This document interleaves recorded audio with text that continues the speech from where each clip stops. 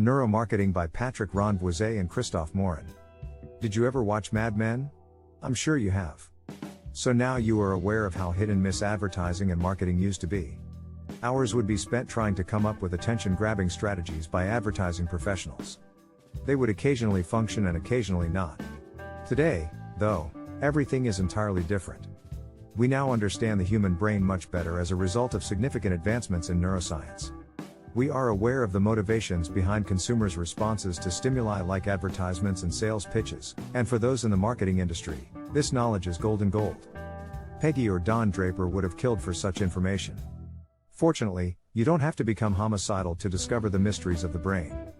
You'll learn the benefits of attempting to share a shared interest with your prospects, the necessity of empathizing with your customers' problems, and the proper use of attention grabbers.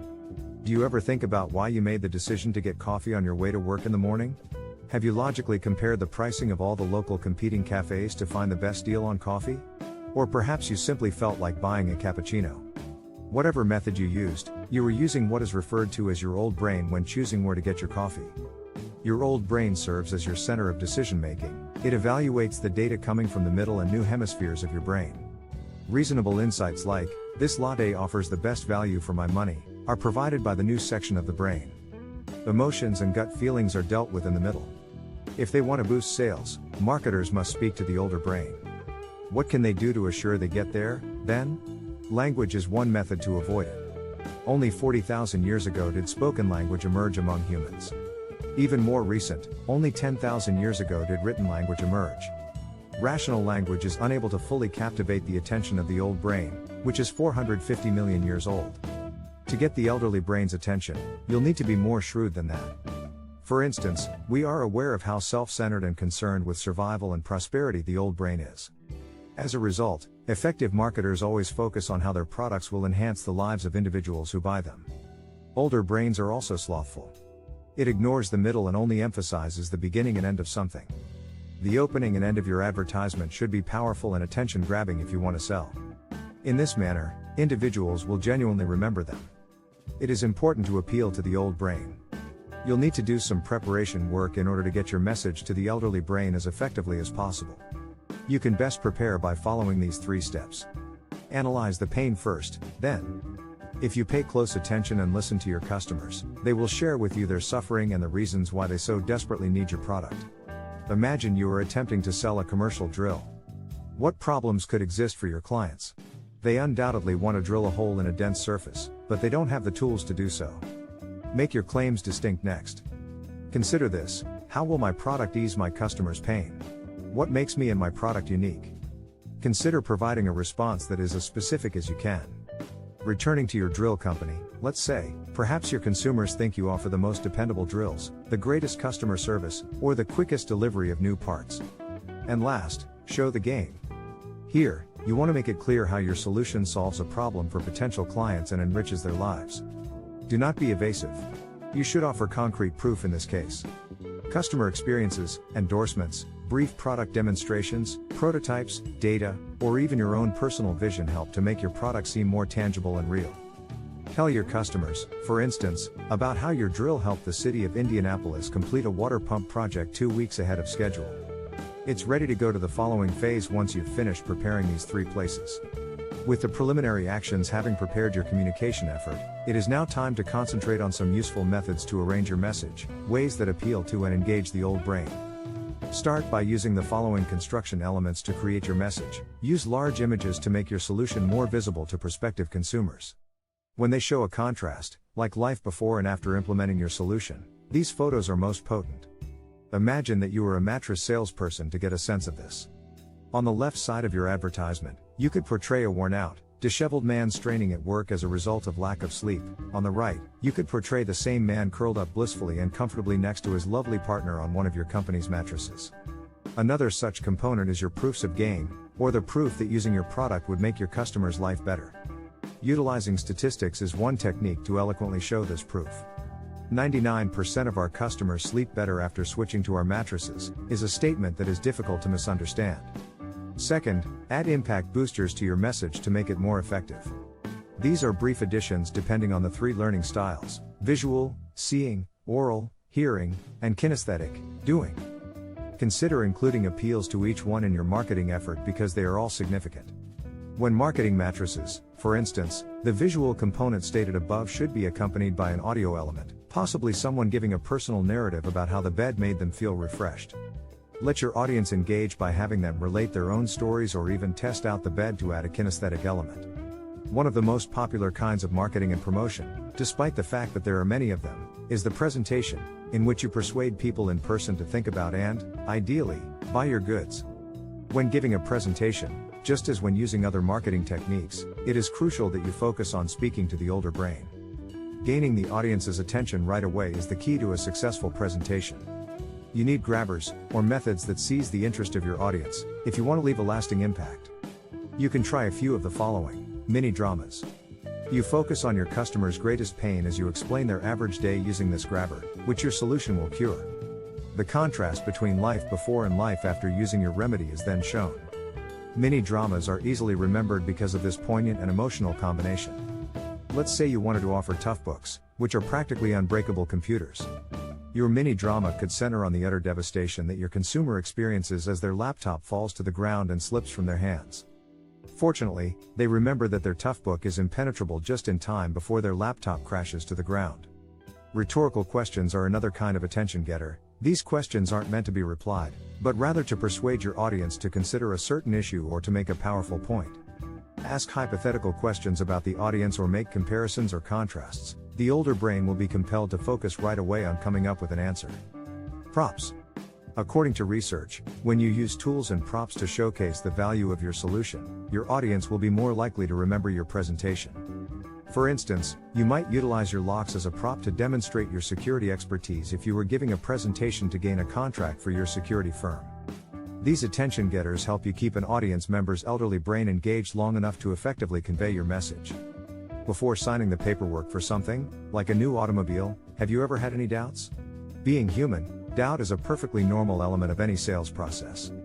In fact, when a consumer shows skepticism, it's a sign that the customer is truly thinking about making the buy, which is helpful to salespeople. You must overcome these last-minute concerns, though, since you cannot let uncertainty go unchallenged. Making the distinction between misunderstandings and legitimate objections is the first thing you must accomplish. It's entirely conceivable that your speech wasn't as clear as you thought it was, which can cause misunderstandings and objections. But addressing such arguments is as simple as doing the following 4 actions. To start, reword the objection to make sure you truly comprehend what your customer is concerned about.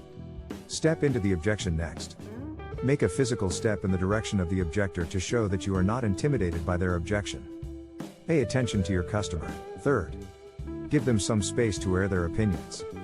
Finally, support your assertion. In addition to addressing their old brain, tell them a narrative, present a prototype, or take any other action that supports your assertions. Your customer may occasionally object, but the objection has nothing to do with misunderstanding. They can merely believe the price is too high, for instance. Start with the techniques you just learned, then add 2 more to handle these objections. Speculate on your own opinion. You truly can't refute the reasonable issue that your consumer raised. You can express your own perspective, though, by saying, "I believe our prices are actually rather competitive." Next, draw attention to an advantage of the objection. Establish a connection to the consumer's objection by appealing to the old brain through anecdotes, demonstrations, or customer testimonials. Using the example of your wife's heart operation, you may establish a connection between high price and excellent quality in this situation. The expensive procedure was done in the best hospital in town, but it was ultimately worthwhile. The same applies to your product. Would you instantly have faith in someone you met on the street? Naturally not. You need a good cause to believe them. In sales presentations, credibility is essential if you want to gain the confidence of your audience and close deals. People will be able to tell if you are being dishonest since credibility cannot be manufactured. Fortunately, you can still increase your credibility even if you don't have much of it. Your honesty and the enthusiasm you have for your goods or services are the foundation of everything. People will believe you if you are passionate and sincere about what you are saying. Second, be aware that we tend to be attracted to those who are like us rather than those who are wholly different from us. In fact, you're much more likely to get along with someone who looks like you or speaks with a similar accent than you are with a total stranger. Perform some preliminary research about your audience before your presentation so that you can emphasize your commonalities. Next, concentrate on developing your expressiveness, or how you communicate and present yourself. Would you be more likely to trust someone who speaks stutter-free or someone who speaks with confidence? Being willing to adapt your strategy to match your audience is another way to exercise your creativity. To create proximity with a specific target, one of the simplest ways to achieve this is to change the colors in your marketing. For instance, the color blue is supposed to stand for confidence and power. When making a presentation in front of a group of dated suits, blue would be a suitable hue. However, while making a pitch at a conference for young female tech leaders, that might not be the case. Such an audience might benefit more from the use of colors like orange or pink. Finally, have courage. Self-assured people enjoy the trust of others. Bring a contagious excitement to your presentation. If you come out as too intelligent to interact with your listeners, you'll be far less welcomed. Consider your marketing message to be like a spongy cupcake. The actual content is appealing in and of itself, but you need to add some toppings to really catch someone's attention. Making this happen in your sales presentations is simple. Adapting your language to the preferences of the older brain is one method to do this. For instance, speak to your audience personally by using the word you as much as possible. This appeals to the old brain. Sharp contrasts are another tactic. These are significantly simpler for the older brain to understand and recall than general comparisons. There are practically endless possibilities, before/after, with/without your answer, you/your competitors, now/later. Just be imaginative. Keep it brief and straightforward at all times. Keep in mind that you're aiming to communicate with the brain's survival center. For valid and obvious reasons, it has a limited attention span. But it's not all about what you say. Additional resources that you might use to simplify your message include: emotions open a direct line to the old brain and enhance memory, so try to elicit them. Consider the moments in your life when you were truly joyful. Do you envision a thorough, meticulous picture? Yes, without a doubt. Customers are more likely to remember you if you make them happy with your advertising. Older brains also enjoy reading stories. Additionally, it lacks the ability to distinguish between a well-told narrative and reality.